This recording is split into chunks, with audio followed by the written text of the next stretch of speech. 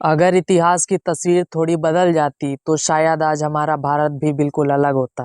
सोचिए, 15 अगस्त 1947 की सुबह लाल किले के प्राचीर पर तिरंगा लहराने के लिए एक शख्स खड़े हैं जो नेहरू नहीं बल्कि भगत सिंह हैं। वही भगत सिंह जिन्होंने 23 साल की उम्र में फांसी के तख्त पर मुस्कुराते हुए प्राण त्याग दिए। अगर वो प्रधानमंत्री होते तो उनके भाषण में सत्ता का दिखावा नहीं बल्कि बलिदान की गूंज होती। उनकी आंखों में चमक सत्ता के लिए नहीं बल्कि उस भारत के लिए होती जिसमें गरीब, किसान, मजदूर और नौजवान सब बराबरी से जीते। भगत सिंह प्रधानमंत्री होते तो संसद बहस का मैदान होता, लेकिन उस बहस का विषय जनता का दर्द होता, ना कि किसी नेता की कुर्सी बचाने के लिए हंगामा होता, बल्कि किसानों की फसल, मजदूरों की मजदूरी और युवाओं का भविष्य चर्चा का केंद्र होता।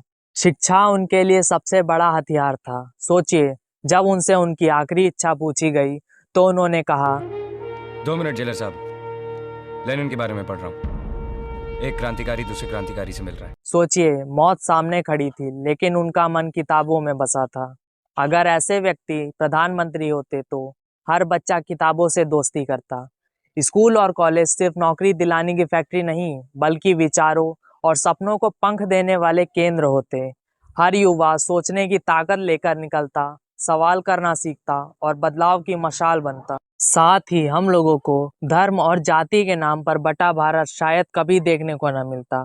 भगत सिंह नास्तिक थे, लेकिन इंसानियत में उनका विश्वास सबसे बड़ा धर्म था। अगर वो प्रधानमंत्री होते तो मंदिर, मस्जिद, गुरुद्वारे की दीवार हमें बांट नहीं पाती। इंसान पहले इंसान होता है, उसके बाद ही हिंदू, मुस्लिम, सिख या ईसाई होता है।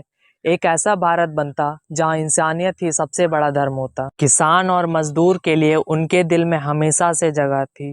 वो खुद किसान परिवार से आए थे, जानते थे कि खेत में मेहनत का पसीना कितना कीमती होता है। प्रधानमंत्री भगत सिंह किसानों को कर्ज में डूबने नहीं देते, मजदूरों को 2 वक्त की रोटी के लिए संघर्ष नहीं करना पड़ता, गांव-गांव खुशहाल होते और शहरों में उनकी कीमत जानी जाती। और आज जहां युवा सोशल मीडिया की स्क्रीन में घंटों बर्बाद कर देते हैं, भगत सिंह के भारत में वही युवा किताबों में डूबे होते। लाइक्स और फॉलोअर्स की जगह उनके सपनों और विचारों की गिनती होती। वो कहते थे, क्रांति की तलवार विचारों की शान पर तेज होती है। और सच में, अगर वो प्रधानमंत्री होते तो यही विचार हर गली, हर मोहल्ले और हर स्कूल में सुनाई देते। अगर वो प्रधानमंत्री होते तो भ्रष्टाचार की जड़ें कभी नहीं जम पाती।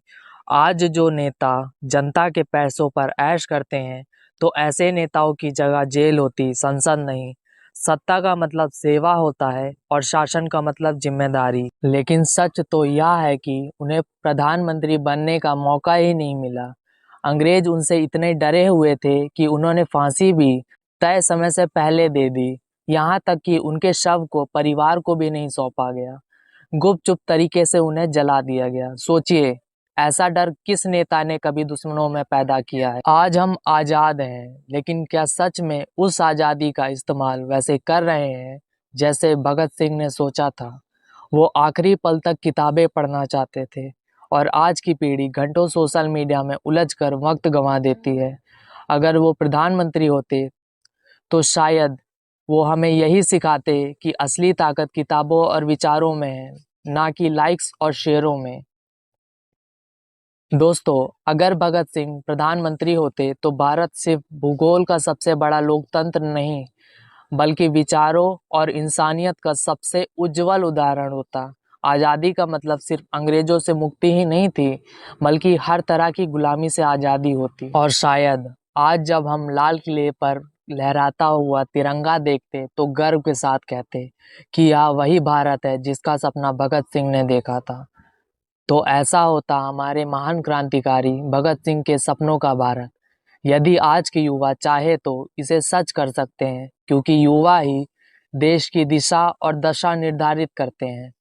इसलिए हमें उनके विचारों को अपनाना चाहिए और देश को आगे बढ़ाने का कार्य करना चाहिए। तो मिलते हैं अगली वीडियो में एक और महान व्यक्ति के जीवन से प्रेरित होने के लिए। तब तक के लिए जय हिंद, जय भारत।